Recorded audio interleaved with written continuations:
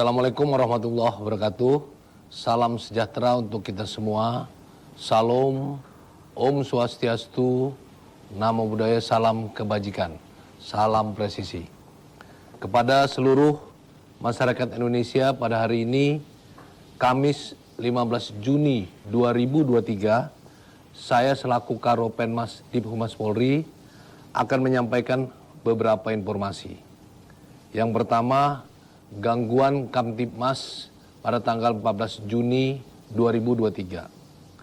Secara umum, tren gangguan Kamtibmas mengalami penurunan sebanyak 197 kasus atau 9,31%, yaitu pada hari Selasa 13 Juni 2023 sebanyak 2.117 kejadian, sedangkan hari Rabu 14 Juni 2023 sebanyak 1.920 kejadian. Apabila dilihat dari data tren jenis kejahatan, yang menjadi catatan kepolisian ada 5 kasus kejahatan yang jumlah kejadiannya tertinggi. Antara lain, pencurian dengan pemberatan atau curat sebanyak 199 kasus, narkotika sebanyak 141 kasus, judi sebanyak 10 kasus, pencurian dengan kekerasan atau curas sebanyak 23 kasus. Terdapat jumlah laka lantas yang terjadi pada tanggal 14 Juni 2023 sebanyak 453 kejadian.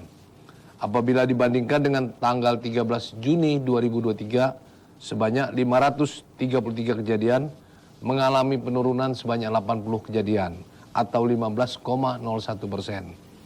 Dengan rincian sebagai berikut: jumlah kecelakaan 453 kejadian, korban meninggal dunia 35 orang, korban luka berat 52 orang, korban luka ringan 439 orang, dan kerugian material sebanyak 869 juta rupiah. Kemudian yang kedua, terkait penanganan hukum terhadap pelaku TPPO, Satker Bareskrim Polri dan Polda jajaran. Pada hasil ANEP penanganan tindak pidana perdagangan orang Satker Bareskrim Polri dan Polda jajaran periode 5 sampai dengan 13 Juni 2023 antara lain, berdasarkan jumlah laporan polisi sebanyak 242 laporan yang terdiri dari Satgas TPPO Bareskrim Polri dan Polda Kaltara 15 LP, Polda Sumatera Utara 12 LP, Polda Sumatera Barat 4 LP, Polda Riau 4 LP, Polda Kepulauan Riau 13, Polda Jambi 5, Polda Sumsel 3, Polda Bengkulu 6, Polda Lampung 1, Polda Banten 9, Polda Metro Jaya 4, Polda Jawa Barat 42, Polda Jawa Tengah 26, Polda Jawa Timur 8, Polda Bali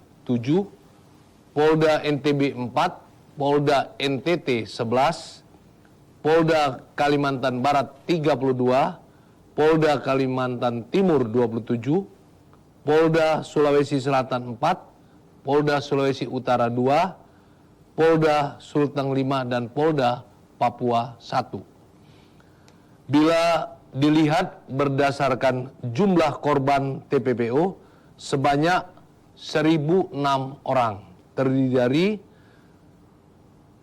yang ditangani Satgas TPPO Bareskrim Polri dan Polda Kaltara 233 orang, Polda Sumatera Utara 135,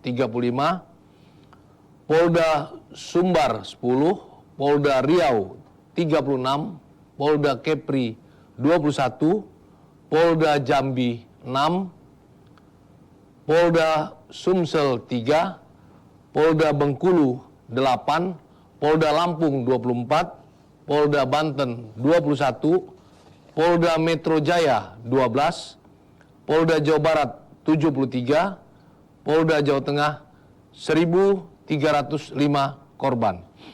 Polda Jatim 69, Polda Bali 25, Polda NTB 4, Polda NTT 82, Polda Kalbar 135,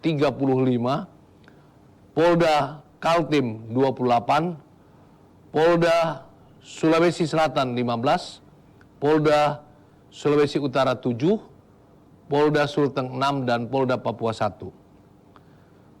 Berdasarkan jumlah tersangka pada kasus TPPU, sebanyak 284 orang tersangka. Dengan rincian, Satgas TPPU Bareskrim dan Polda Kaltara 19, Polda Sumatera Utara 30 tersangka, Polda Sumatera Barat 3 tersangka, Polda Riau 8, Polda Kepri 62, Polda Jambi 4, Polda Sumatera Selatan 4, Polda Bengkulu 2, Polda Lampung 4, Polda Banten 17, Polda Metro Jaya 6, Polda Jawa Barat 48, Polda Jawa Tengah 33, Polda Jatim 7, Polda Bali 8, Polda NTB 4, Polda NTT 14, Polda Kalimantan Barat 35, Polda Kaltim 20, Polda Sulsel 4, Polda Sulawesi Utara 1, dan Polda Sulawesi Tengah 7. Kemudian bila dilihat berdasarkan jumlah modus yang dilakukan, ada 4 modus. Yang pertama dengan modus pekerja migran ilegal atau PMI atau pembantu rumah tangga sebanyak 84%. Kemudian dengan modus ABK sebanyak 3%. Kemudian dengan modus PSK sebanyak 12%. Dan yang terakhir dengan modus eksploitasi anak sebanyak 1%. Kemudian yang ketiga, update terkait pengungkapan 9 jaringan TPPU modus pengiriman pekerja migran ilegal dari Nunukan menuju Malaysia.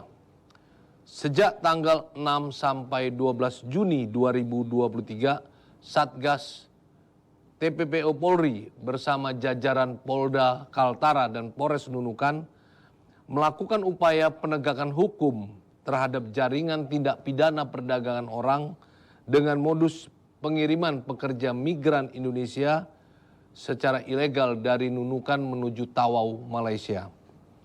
Satgas TPPU Polri bersama tim telah menerbitkan 12 laporan polisi, menahan tersangka sebanyak 12 orang tersangka, dan menerbitkan 7 orang untuk menjadi daftar pencarian orang atau DPO. Adapun sebanyak 14 laporan polisi yang telah dibuat, antara lain 2 laporan polisi dari Polda Kaltara, 9 laporan polisi dari Polres Nunukan, 2 laporan polisi Polsek KSKP Tunontaka, 1 laporan polisi Satpolair Polres Nunukan. Sebanyak 12 tersangka yang telah ditangkap oleh Satgas TPPU terdiri dari 2 tersangka di Polda Kaltara, 8 tersangka di Polres Nunukan, dan 2 tersangka di Polsek KSKP Tunontaka. Sebanyak 7 DPO Satgas TPPU antara lain 2 DPO di Polda Kaltara, 5 DPO Polres Nunukan, serta DPO yang berdomisili di Malaysia. Para tersangka dikenakan pasal 4 junto pasal 10 Undang-Undang Nomor 21 Tahun 2007 tentang pemberantasan tindak pidana perdagangan orang, subsidiar pasal 81 junto pasal 6 Undang-Undang Nomor 18 Tahun 2017 tentang perlindungan pekerja migran Indonesia dengan ancaman pidana maksimal 10 tahun dan denda maksimal 600 juta rupiah. Satgas TPPO Polri menghimbau kepada seluruh masyarakat Indonesia agar tidak mudah tergiur dengan tawaran pekerjaan di luar negeri dengan iming-iming gaji besar dan proses yang mudah.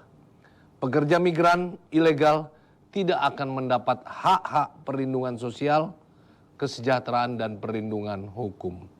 Apabila masyarakat ingin bekerja di luar negeri, silakan menggunakan jalur resmi yang tersedia melalui Perusahaan Penempatan Pekerja Migran Indonesia atau P3MI. Kemudian update yang lain, yang keempat, sebanyak 8 Pati Polri mendapatkan kenaikan pangkat setingkat lebih tinggi. Pada tanggal 14 Juni 2023 bertempat di Rupatama Mabes Polri telah dilaksanakan Kops rapot kenaikan pangkat kepada 8 perwira tinggi Polri. Para Pati Polri tersebut telah dinaikkan pangkat setingkat lebih tinggi dari pangkat semula. Berdasarkan surat telegram dari Kapolri nomor STR 3666 Romawi Kep 2023. Para perwira tinggi tersebut antara lain 1. Komjen Pol Dr. Andes Rudi Supahriadi, jabatan Pati Lemdikat Polri, penugasan pada Lemhanas Polri. 2. Komjen Pol Dr. Andes Suntana MSI, jabatan Pati Bain Telkam Polri, penugasan pada BSSN. 3. Irjen Pol Dr. Andes R. Eko Wahyu Prasetyo SH, jabatan Pati Lemdiklat Polri, penugasan pada Wantahnas RI. 4. Irjen Pol Dr. Andes Heri Mariadi MM, jabatan Pati Bariskim Polri, penugasan pada BNN. 5. Irjen Pol Dr. Heri Armanto Sutikno SH, jabatan Pati Bain Telkam Polri, penugasan pada BIN. 8. Brigjen Pol Nurullah SHMH, jabatan Pati Itwasum Polri, penugasan pada BIN. Berikut Brigjen Pol Yulias SIK, jabatan Pati SDM pada penugasan pada Wantanas RI. Yang terakhir Brigjen Pol Rustam Mansur SIK, jabatan Pati Baharkam Polri, penugasan pada Kementerian Dalam Negeri. Yang kelima, update kasus terkait Saudara EA. Berdasarkan dari pengacara Saudara EA, pada minggu depan Saudara EA dapat hadir di Bariskem Polri. Untuk kepastian informasi lebih lanjut akan kita sampaikan. Yang berikut update MDS alias DM. Bahwa pada jadwal pemeriksaan hari Rabu 14 Juni 2023 akan dilakukan pemeriksaan Saudara B yang merupakan adik dari MDS alias DM, dan hari Kamis 15 Juni 2003 akan dilakukan pemeriksaan orang tua MDS alias DM. Namun keduanya meminta untuk menunda pemeriksaan menjadi hari Jumat tanggal 16 Juni 2023. Demikian informasi yang dapat kami sampaikan pada hari ini dan kita tunggu bersama update berikutnya. Wassalamualaikum warahmatullahi wabarakatuh. Salam presisi.